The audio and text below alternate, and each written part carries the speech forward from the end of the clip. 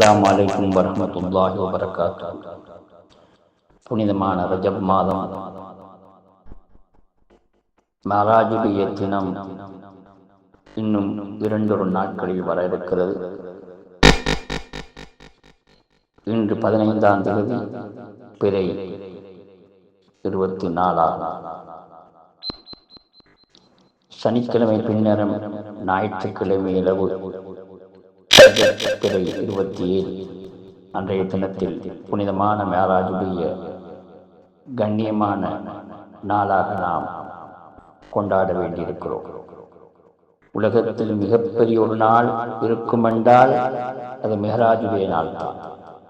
ஏனென்றால் இந்த உலகத்திலிருந்து ஒரு மனித புனிதர், உயிரிலும் மேலான முஹம்மது ஸல்லல்லாஹு அலைஹி வஸல்லம் தன் உடலோடும் தன்னுடைய உயிரோடும் ரூஹோடும் ஜசதோடும் ரூஹோடும் இந்த உலகத்திலிருந்து 7 வானத்தையும் கடந்து லா மகான் என்ற இடத்திலே சென்று இந்த உலகத்தையும் உலகத்தின் ஜீவராசிகள் சகலரையும் படைத்த அந்த அல்லாஹ்வை சந்தித்த ஒரு நாள் இந்த மேராஜுடைய இரவு. எனவே இந்த மேராஜுடைய இரவை போன்ற இரவை நாங்கள் காண முடியாது. அல்லாஹ்வை நேரடியாக எங்களுடைய கண்மணி நாயகம் ஸல்லல்லாஹு அலைஹி வஸல்லம் பார்க்கக்கூடிய பாக்கியத்தை கொடுத்த ஒரு நாள் இந்த நாள்.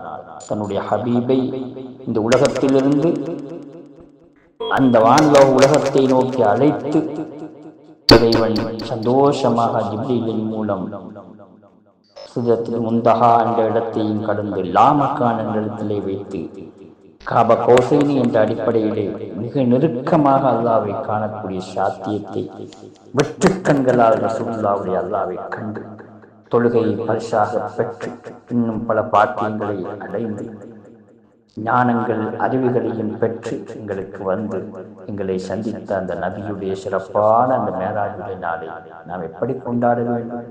எனவே அவருடைய வரலாறை படியுங்கள், அந்த நாளை சிறப்பாக கண்ணியப்படுத்துங்கள். அந்த நாள் பற்றிய இன்னும் விழிப்புணர்வை ஏற்படுத்திக் கொள்ளக்கூடிய முறையில் நல்ல உபதேசங்களை கேளுங்கள். ஈமானை நம்முடைய உறுதியாக்கிக் கொள்வோம். நாமும் அந்த மேராஜை தொழுகையிலே நாம் பெற்றுக்கொள்வோம். ரசூல் ஸல்லல்லாஹு அலைஹி சொன்னார்கள், என்னுடைய மோமின்களுக்கு தொழுகைதான் மேராஜ் என்று சொன்னார்கள். அஸ்ஸலாத்து மேராஜுல் மோமினீன். என்னுடைய மோமின்களுக்கு என்னை போன்று மேராஜுக்கு செல்ல கூடிய தகுதி இல்லை, இருந்தாலும் அவர்கள் அந்த தகுதியை பெறுகிறார்கள் தொழுகையிலே வைத்து.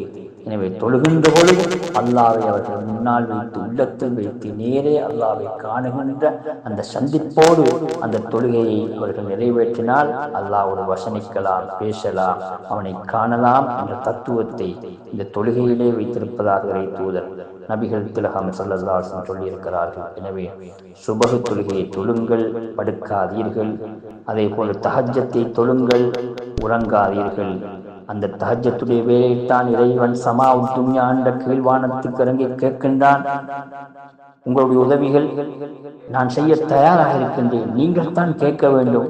உங்களுடைய பாவங்களுக்கு நான் மன்னிப்பை கொடுக்க வேண்டுமா, அல்லது உங்களுடைய தேவைகள் இருக்கின்றனவா, கேளுங்கள் என்று இறைவன் ஒவ்வொரு நாளும் அதே போல் விடுகின்றான். வானலோகத்திலிருந்து கீழ்வானத்திலிருந்து தஹஜ்ஜுடைய வேலையை தவறாத தஹஜ்ஜத்தை தொழுங்கள். தேவையை நேரடியாக அல்லாஹ்விடத்திலே நீங்கள் முறையிடுகின்ற ஒரு சந்தர்ப்பத்தை அல்லாஹ் தந்திருக்கிறான். ஏன் நீங்கள் அங்கும் இங்கும் திரிகிறீர்கள்? எனவே அல்லாஹ்விடத்திலே நேரே கேட்கக்கூடிய ஒரு சந்தர்ப்பம், அல்லது குழம்பி தொழுது பிரார்த்தித்தால் நிச்சயம் துஆ கபூலாகும். பாவங்களை விட்டும் பாதுகாப்பை பெறுங்கள். ரசூலுல்லாஹி ஸல்லல்லாஹு அலைஹி வஸல்லம் சுவர்க்கத்தை நரகத்தை மேராஜிலே கண்டார்கள். கண்டபோது சொன்ன வார்த்தைகளை படியுங்கள்.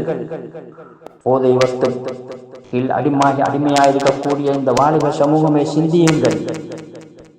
நீங்கள் அவ்வாறு இருந்தால் உங்கள் நிலை என்ன? கவலையாக இருக்கிறது. அல்லாஹ் எல்லோரையும் பாதுகாக்க வேண்டும் பாவத்தை விட்டும். மிஹராஜுவை நாளை கண்ணியப்படுத்துவோம். அல்லாஹ்விடத்திலே நாங்கள் சிறப்பான முறையிலே அவனை சந்தித்த முடியும் யக்காவை நாங்கள் அடைவோம். அல்லாஹ் எங்களுக்கு நல்லொருள் பாலிப்பானாக.